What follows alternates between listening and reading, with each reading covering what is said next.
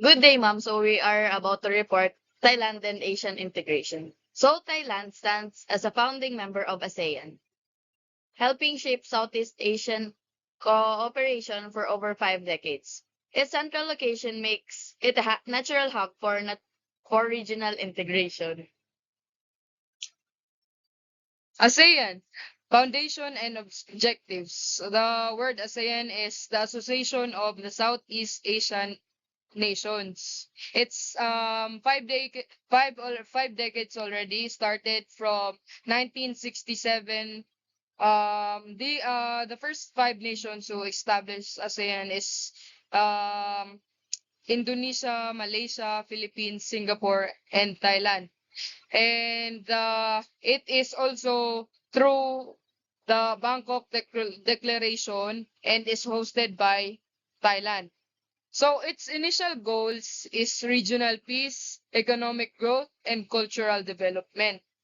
Current membership expanded to 10 Southeast Asian nations, representing 650 million people today. The key principle is to have non-interference in domestic affairs while promoting regional cooperation. Thailand's role in ASEAN's revolution. First is Bangkok Declaration. Thailand hosted the historic 1967 signing that established ASEAN. Second is Asian Charter. Thailand championed legal framework giving ASEAN formal institutional status. Number three is community building. Thailand advocate for the three-pillar community framework adopted in 2000. Economic integration milestones. After 1992, ASEAN Free Trade Area. Free trade area reduced tariffs among member states. So above the five nations, there also first goal into having the ASEAN free trade is also to reduce the tariffs from the consumers and up to the productivity of their products itself. AEC, or the Asian Economic Community, in 2015. Economic Community created a single market and production base. This means that what the ASEAN members were trying to achieve is that they wanted a single base production in a single product wherein they are working together at the same time they are cooperating to have a single base product that they can sell internationally. RCEP, or the Regional Comprehensive Economy, in 2020. It's the world's largest trade pact, including ASEAN, China, Korea, Australia, and New Zealand. Thailand's economics came from integration. From the ASEAN trade, they got 23%. The portion of Thailand's total trade with ASEAN partners. Tariff reduction. Average tariff cuts through regional agreements. So overall, the Thailand also got their tariff reduction. That is a major benefit from them since they are the host of the ASEAN trade. And GPD impact. Estimated contribution of regional integration to Thailand's economy that also enhance their way of living there since um, they are the hosts of the ASEAN. Social and cultural integration.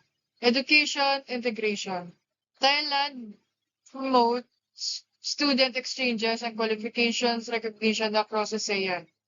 ASEAN University Network participation, scholarship for regional students, cultural promotion. Thailand hosts festival and events celebrating ASEAN's cultural diversity. Annual ASEAN Cultural Day, cross-border tourism initiatives. Public health collaboration. Thailand leads regional health initiatives including disease prevention, medical training programs, pandemic response coordination.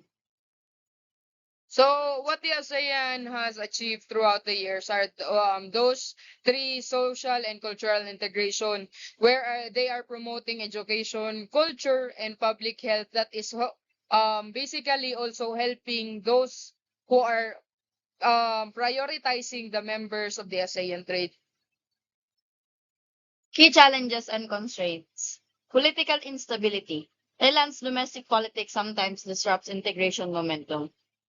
Regulatory gaps, inconsistent standards and procedures hinder seamless market access. Labor mobility, despite agreements, skilled workers' movement remains restricted. Non-tariff barriers, administrative hurdles, and technical regulations impede trade flows. So, even though Thailand is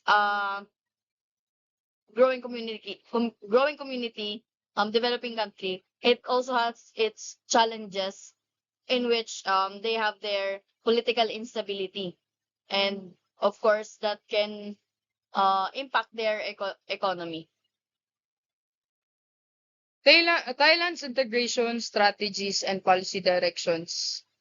Regulatory reforms. Thailand is updating domestic laws to align with ASEAN commitments. Custom modernization, investment regulations, digital economy framework.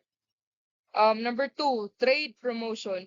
Government agencies actively support businesses entering ASEAN markets. Export financing, trade missions, SME development programs, and also the sustainable development. Thailand emphasizes inclusive growth that benefits all citizens. Green economy initiatives, rural development, and social protection measurement. As these strategies go on, the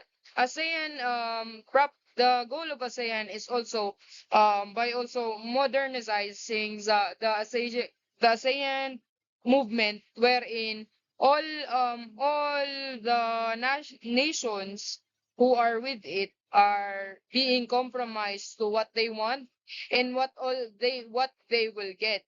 Um, there will be previous slide stated the lapse, but it also this slide also talks about how it is faced and solved.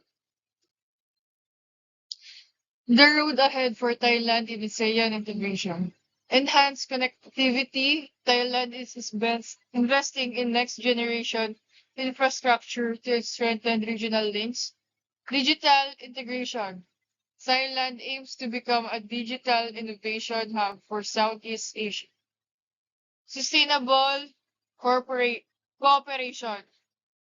Joint approaches to climate change, green growth will define future integration.